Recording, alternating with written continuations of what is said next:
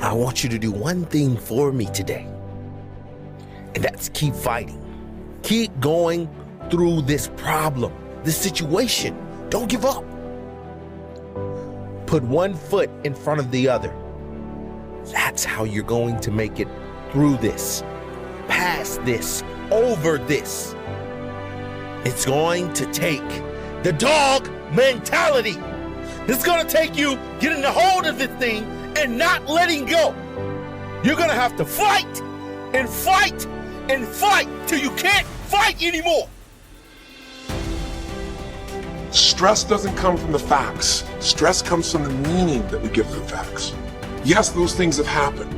But the real question is, if we fight what's happened, we got a problem. We got to decide, what are we going to do with what's happened in our life? How are we going to take this? How are we going to mold this? How are we going to turn our life around? Because when you come up with a new meaning, you get a new life. A lot of times when people interrupt you, they're managing their own anxiety, boredom, procrastination by coming to interrupt you.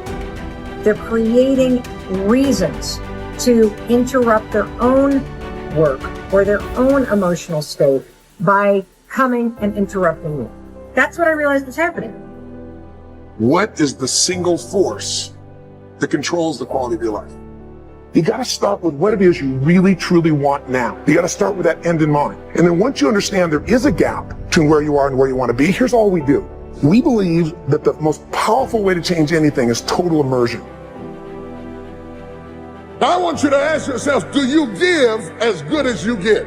Add up what you're getting and weigh it against what you're giving, and then you will know whether you're really joined to anything.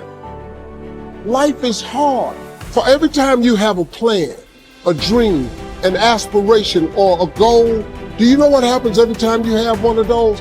This thing comes along called life. So you've got to ask yourself, what's your why? What motivates you? What pushes you? What drives you? And if that thing is internal, if nobody has to call you, if nobody has to prize you, if nobody has to reward you, if you are self-motivated and self-regulated, you can have it, you can be it, you can do it. Other than death, all failure is psychological. It does not mean that you won't lose some battles, because you will. We all will. But it does mean that as long as you don't surrender, as long as you don't quit, then you haven't failed.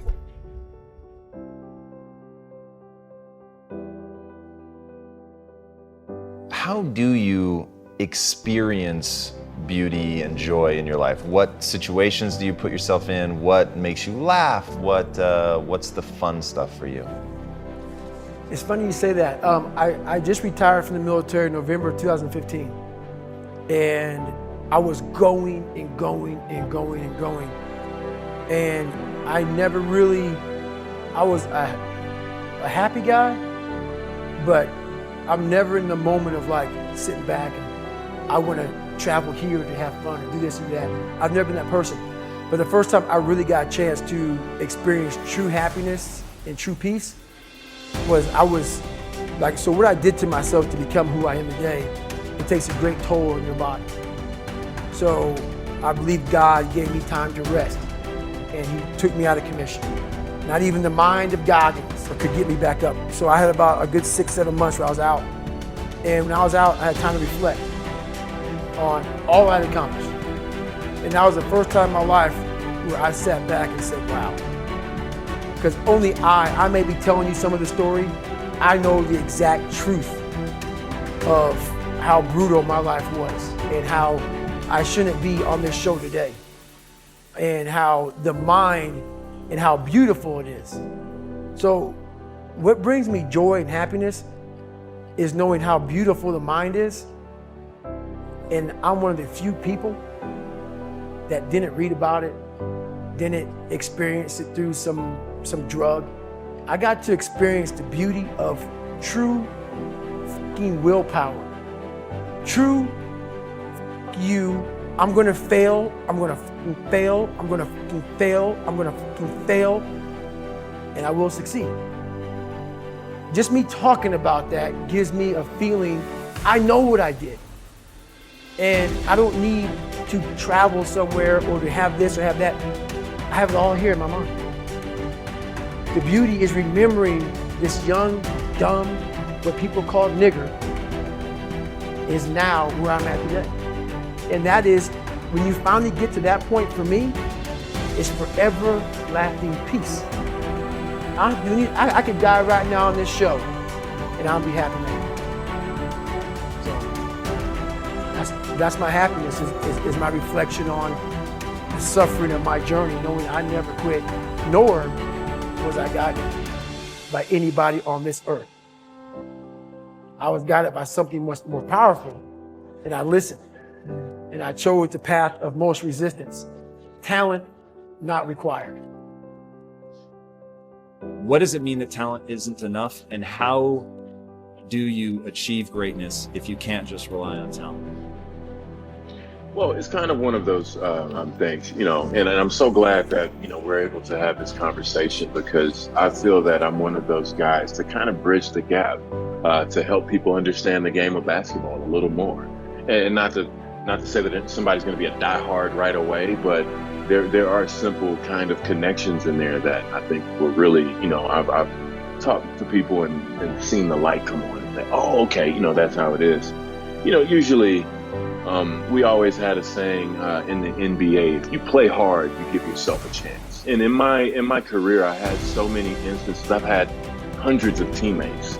And in that, you always I have an interesting scenario where you see the difference between talent and hard work. Of course, if you're a talented hard worker, then if you put the talent with the hard work, then now we're talking. But I've seen so many times and so many people not reach their potential only because they didn't want to do the work. The talent was there. I think even sometimes the love for the game or the love for the field that they're doing is there, but you have to combine it with that toughness and hard work. And, there's no cheating the process. I think sometimes... What is the process? Yes. Doing things every day. So I always like to work backwards. So for instance, if I'm a basketball player and I want to be a better shooter, well, I say, okay, I want to be a better shooter. That is my goal. What do I have to do daily to ensure that I can become a better shooter? Some people would say, well, you need a teacher. Not necessarily so. You have to sometimes go and seek the information, put in the work. That could be a part of one of the days of the process to becoming a better shooter. So I always try to make sure that I put the work in myself, only because you see how so many people, leave their talent on the table, so to speak. I mean, and sometimes that can be it's a gift and a curse, right? You can be the most talented person in the room. That'll automatically bring your work ethic down a little bit. And that's something you have to fight. But I think sometimes, especially in younger people, you think it's going to last forever. You think it's always going to be here and I don't have to try so hard. I've seen so many people just be hard workers, and then, that gives them a seat at the table just by their work ethic. We're not even talking about talent right now, but when you combine that talent with the hard work, I think that's when you get the lighter fuel to get you where you need to go. No one's coming back to help me. So it starts with that person in that mirror.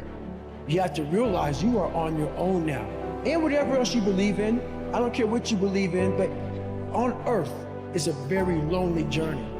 And it starts with the accountability mirror, looking and saying, hey, all these things are coming back. I have to face myself. The difference between vision and a goal is the finish line. A goal is 26.2 miles. You can simply count the metrics and know when you've completed your goal. A vision is having a crystal clear sense of what the finish line looks like, but no idea of how far away it is. And the reality is you will spend your entire life never actually crossing the finish line, but the joy that every marathon you complete, you feel like you're getting closer. Every milestone that you accomplish makes you feel like you're getting closer and closer to the ideal, and this is what gives our life and our work meaning. I think in the end, persistence is more important than anything else. And having a desire to do something, you want to prove something, so you have a vision of where you want to go, you're willing to persist and overcome. That's probably the key thing. You have to have a vision where you want to go. You have to be persistent and you have to be willing to overcome failures and not be afraid of making a mistake. You don't become what you want. You become where your habits take you. There's no ending. And that's the person I listen to. That's the person who's gained knowledge. You gain knowledge through suffering. And on the other end of suffering is a world that very few have ever seen. It's a beautiful world because that's where you find yourself.